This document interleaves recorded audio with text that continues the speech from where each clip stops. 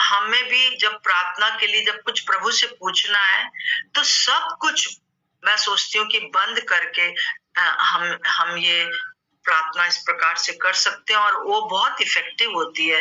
मैंने अपने जीवन में देखा है कि जब हम दृढ़ निश्चय कर लें तो हमको कहना है कि अभी इन दिनों में बिल्कुल मिलेंगे नहीं, या 4 घंटा 5 घंटा 10 घंटा नहीं मिलेगी। दानियल 10 अध्याय में देखेंगे कि प्रभु दानियल को कैसे इस्तेमाल करता है और प्रार्थना में कैसे मजबूत करता है। सो इन वचनों को पूरा सुने। प्रभु इन वचनों के द्वारा आपको बहुत बहुत आशीष दे।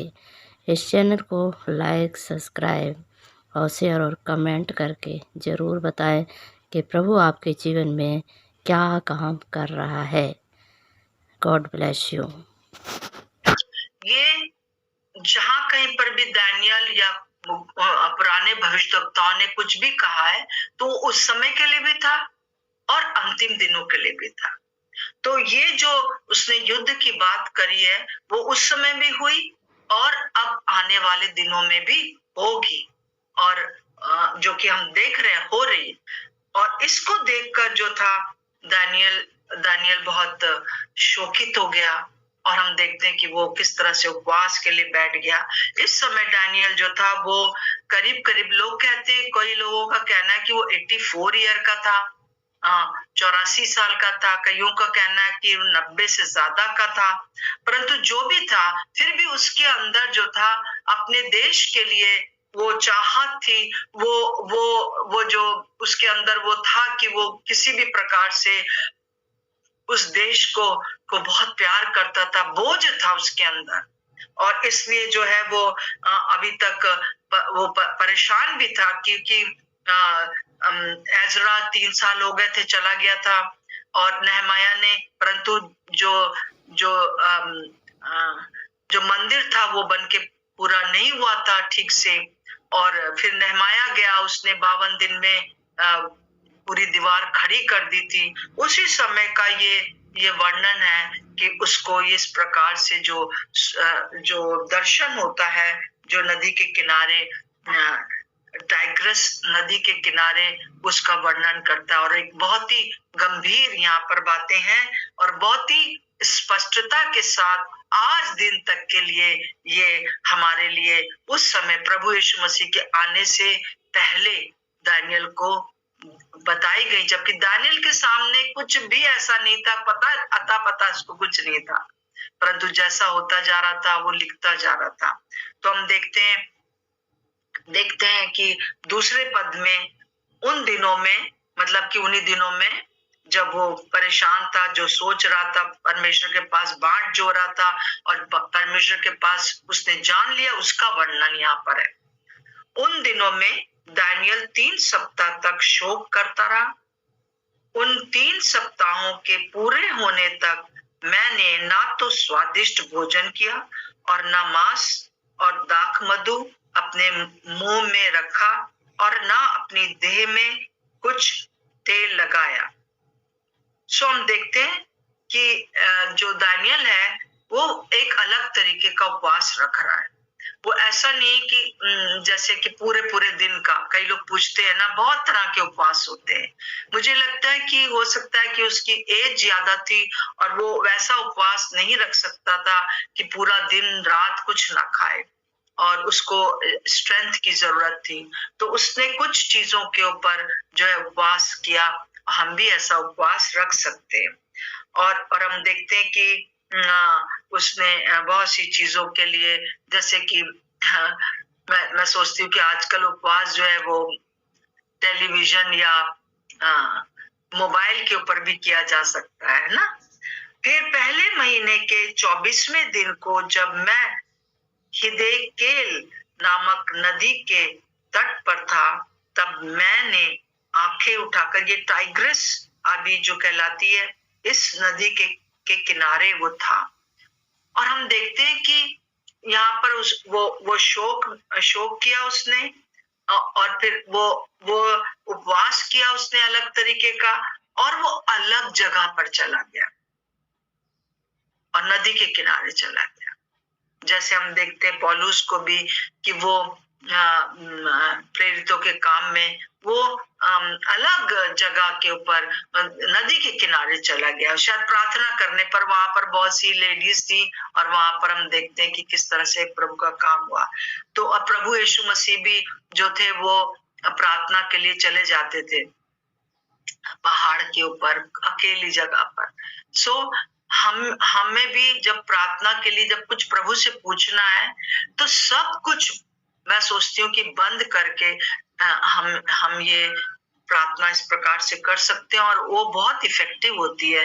मैंने अपने जीवन में देखा है कि जब हम दृढ़ निश्चय कर लें तो हमको कहना है कि अभी इन दिनों में बिल्कुल मिलेंगे नहीं, या 4 घंटा 5 घंटा 10 घंटा नहीं मिलेंगे। और उसने एक दर्शन देखा, और क्या दर्शन देखा, तब मैंने आंखें, बहन पढ़ दीजिए 5 से पूरा पढ़ दीजिए, 5 और 6 पढ़ दीजिए। तब मैंने आंखें उठाकर देखा कि सन का वस्त्र पहने हुए और उफाज देश के कुंदन से कमर बांधे हुए एक पुरुष खड़ा है। उसका शरीर फिरोजा के समान, उसका मुख बिजली के समान, उसकी आंखें जलते हुए दीपक सी, उसकी बाहें और पांव चमकाए हुए पीतल के से, और उसके वचनों का शब्द भीड़ों के से शब्द का सा था। जी हाँ, तो हम देखते हैं यहाँ पर कुछ इस प्रकार से कि जैसे यीशु मसीह के बारे में वो कुछ बता रहा है। यीशु मसीह ने, जैसे कि हम देखते हैं यीशु मसीह के बारे में हम देखते हैं पहला प्रकाशित वाक्य 1 का 13 से 15 पढ़ दीजिए, फिर 2 का 18 भी पढ़ दीजिए। बहुत कुछ सिमिलर बात यहाँ पर दिखाई देती है। यीशु मसीह तो उस समय पैदा नहीं हुए थे, परंतु हम देखते हैं कि जब शद्रक मेशक अबेदनगो आग में थे, तब भी उसने कहा ये तो परमेश्वर के पुत्र सरीका लगता है। तो हम उसका रूप को सेम देख रहे हैं। वहां पर उसने यीशु मसीह का दर्शन किया। जी हाँ, प्रकाशित वाक्य 1 का 13 से 15 पढ़ दीजिए, यहाँ पे बिल्कुल साफ लिखा है।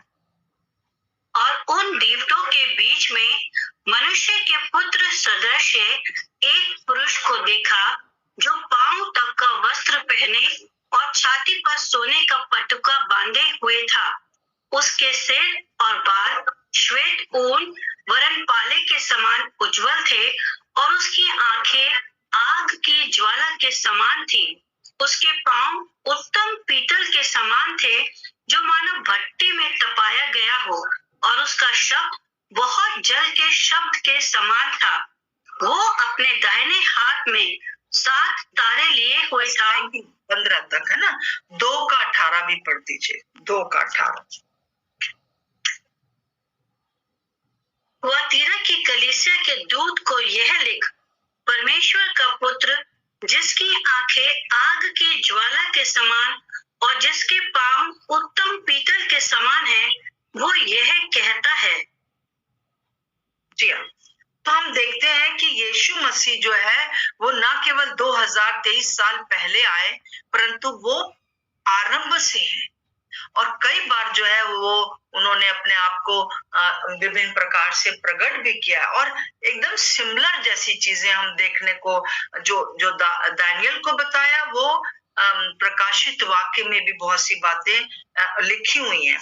सो हम देखते हैं कि उसने यीशु मसीह को देखा, और वो और उस समय फिर क्या हुआ, 7वें पद में ऐसा लिखा है, उसको केवल मुझ दानियल ही ने देखा, और मेरे संगी मनुष्यों को उसका कुछ भी दर्शन ना हुआ, परंतु वे बहुत ही थरथराने लगे और छिपने के लिए भाग गए।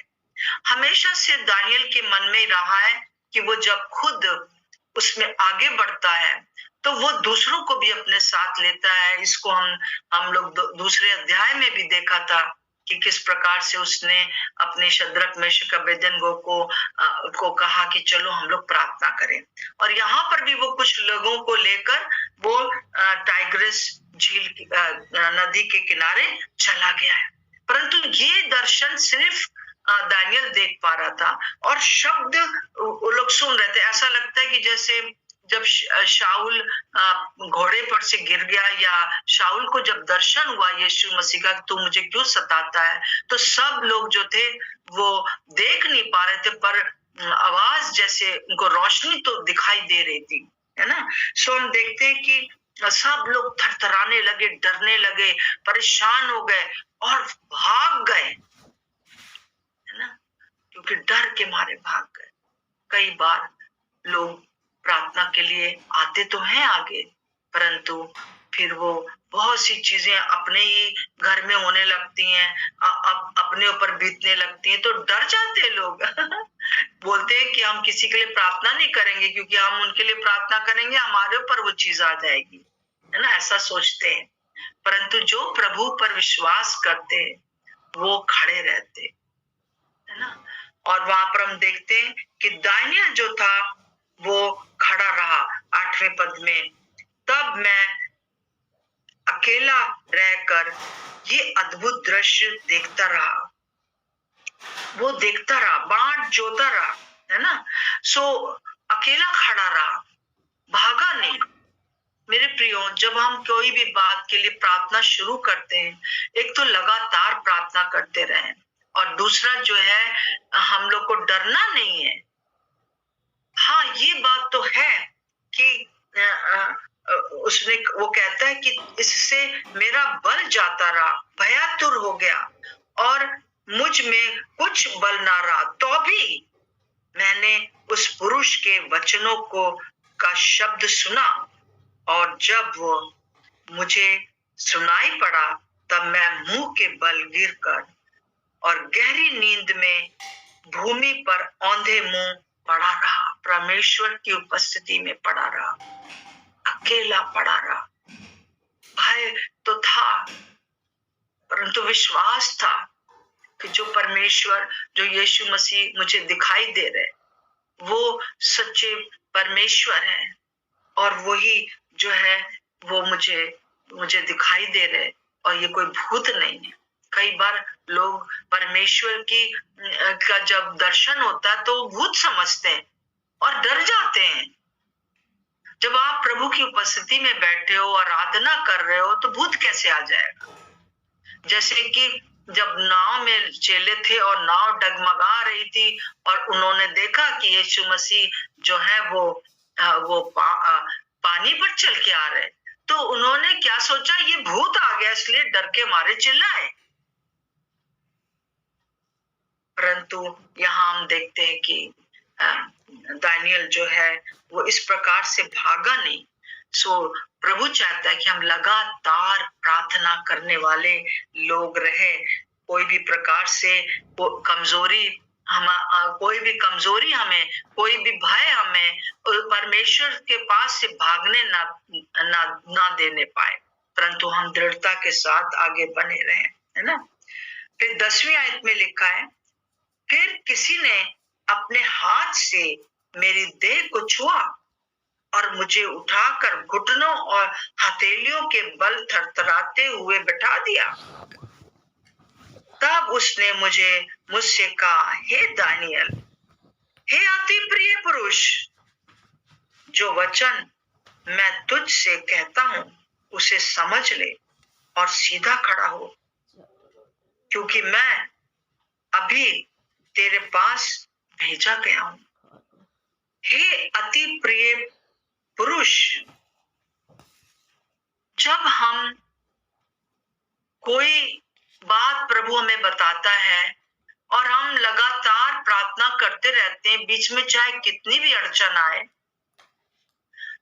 परंतु लगातार जब प्रार्थना करते हैं और समझने का कोशिश करते हैं, उसके ऊपर ध्यान लगाने का बाट जोते, तब जो है हम अति प्रिय हो जाते हैं।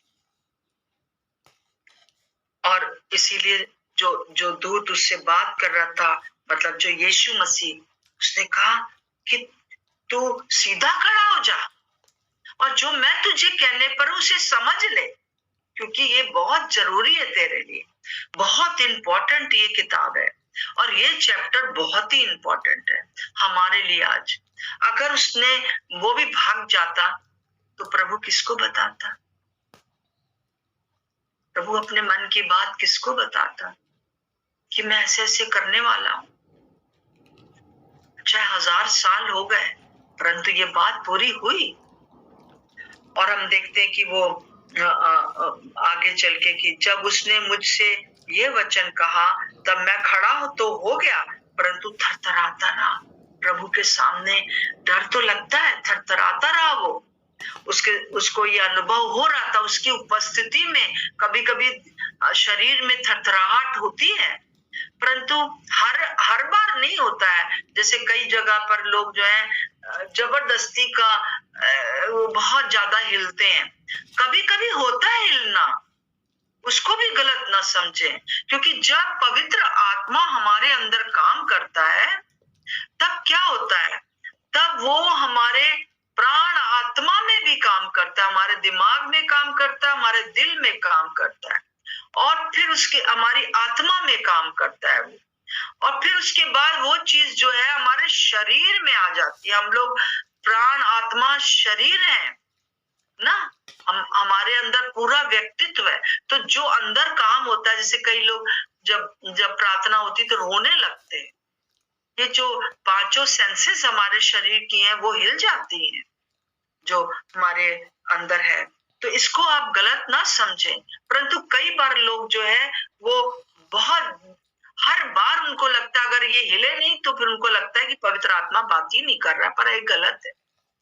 उसमें कई बार जो है वो धोखा की बात आ जाती है। 12वें पद में लिखा है, फिर उसने मुझसे कहा, हे दानियल मत डर, क्योंकि पहले ही दिन को जब तूने समझने बूझने के लिए मन लगाया और अपने परमेश्वर के सामने अपने आप को दीन किया, उसी दिन तेरे वचन सुन लिए गए। कहां? स्वर्ग में। और मैं तेरे वचनों के कारण आ गया हूं। हालेलुया। तूने अपने मन को दीन किया कि ये क्या है, मुझे बताइए, ये मैं क्या देख रहा हूं, मैं ये क्या है? और प्रभु ने कहा कि तूने अपने मन को दीन किया। जो लोग अपने मन को दीन करते हैं मतलब कि उपवास रखते हैं। उपवास रखना मतलब दीन होना है, अपने आप को परमेश्वर के सामने अधीन करना है। और फिर उसके बाद मन लगाया और तेरी आवाज जो थी वो स्वर्ग में सुनी गई। हालेलुया। जब हम लोग सच में प्रभु के सामने बैठ जाते हैं, और इन दिनों में प्रभु को बहुत ऐसे लोग दानियल के समान चाहिए जो उसकी सुन ले और उनकी आवाज स्वर्ग तक पहुंचती है। मेरे प्रियो, कई बार हम सोचते हैं कि पता नहीं सुना जा रहा है कि नहीं सुना जा रहा, क्योंकि 21 दिन हो गए थे, हैं? कोई जब अता पता नहीं था। 21 दिन बहुत होता है, और वो भी एक नदी के किनारे बैठे हुए, टहलते हुए या लेट कर सुनते हुए, ये 21 दिन हो गए थे। परंतु वो लगातार अपना मन लगाए रहा। हमको लगातार अपना मन लगाना है। कोई भी चीज हमारे सामने मन लगाना है, बांट जो नहीं है, अपने आप को दीन करना है। तब हमारा जो आवाज है वो स्वर्ग तक पहुंच गई है, और प्रभु अपने स्वर्गदूत को भेज देता है।